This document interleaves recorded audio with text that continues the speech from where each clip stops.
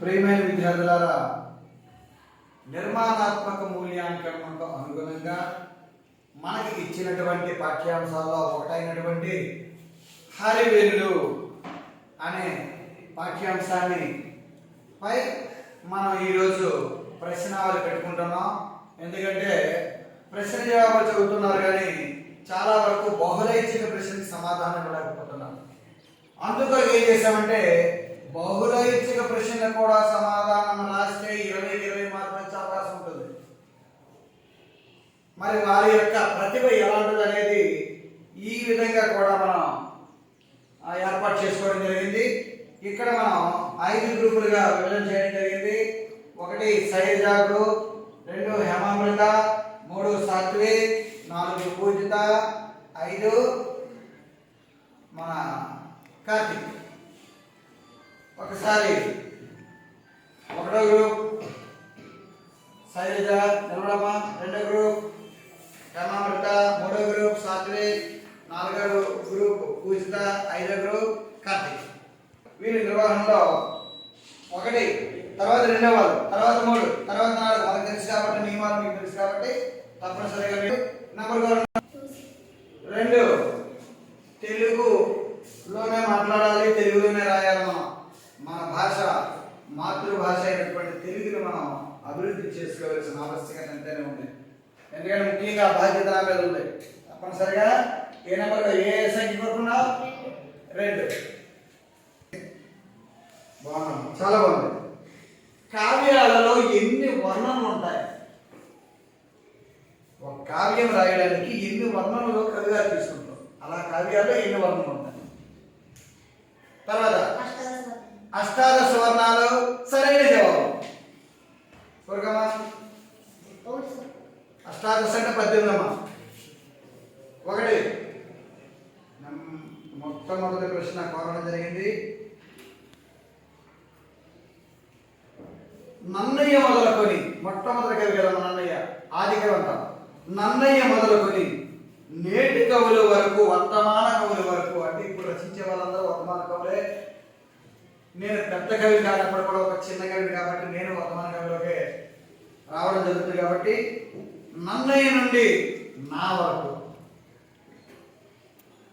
ఎవరు చేసిన కావ్యాల్లో దేనికి ప్రాధాన్యత ఇస్తున్నారు? ప్రకృతి వర్ణనకే ప్రాధాన్యత ఇస్తున్నారు. నేను రాసిన, ఎవరు రాసిన, మహానుభావులు రాసినప్పుడు కూడా ప్రకృతికి తొలి ప్రాధాన్యత ఇవ్వడం జరుగుతుంది. సరైన జవాబు మార్గం చూసుకోరు. 12 1 2 12 చాలా చక్కటి ప్రశ్నలో ఉందో చూస్తుంటే ఇది కూడా కరెక్ట్. పండితారాజ్య చరిత్ర అనే గ్రంథాన్ని ఎవరు రాశారు? పండితారాజ్య చరిత్ర అనే గ్రంథాన్ని ఎవరు రాశారు?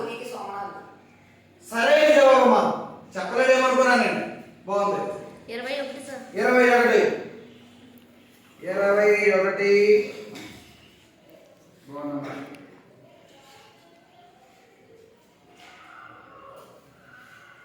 వెన్నెల గురించి వర్ణించిన కవి ఎవరు? ఈ పాఠ్యాంశం వెన్నెలు చాలా మంది వర్ణించారమ్మా. ఈ పాఠ్యాంశం సందర్భంగా వెన్నెల గురించి వర్ణించిన కవి ఎవరు? తప్పు.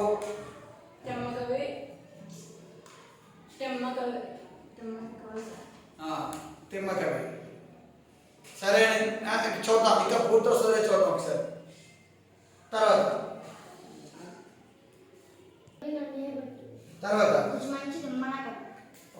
సరైన జవాబు. అక్కడ మార్కు, ఇక్కడ మార్కు ఇవ్వడం జరిగింది. ఎందుకంటే తిమ్మకవి వచ్చింది కాబట్టి పూచి మంచి తిమ్మకవి, తిమ్మకవి పూచి మంచి అని కూడా మనం చెప్పచ్చు అన్నమాట. తర్వాత అనుకోవాలి. అక్కడ చివరి ప్రశ్నకి వెళ్ళాడు అన్నమాట. చాలా చమత్కారంగా, చాలా చాకచక్యంగా ఆలోచించి ఈ 50వ ప్రశ్నలోకి వెళ్ళడం జరిగింది.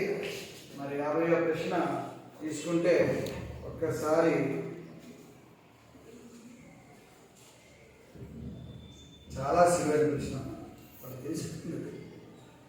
మహోదధి ఏ సమాసం? మహోదధి ఏ సమాసం?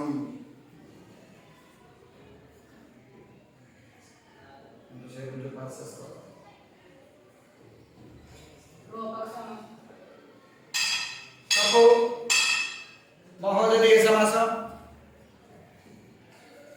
తర్వాత సమాసం. అయ్యో, విశేషణ కర్మధారయ సమాసం. విశేషణ కర్మధారయ సమాసం. తర్వాత విశేషణ పూర్వపద కర్మధారయ సమాసం. సరైన జవాబు అరమార్క మనకి మొదటి ఆవృత్తంలో ఒక్కొక్కరు అవ్వడం జరిగింది. ఒకసారి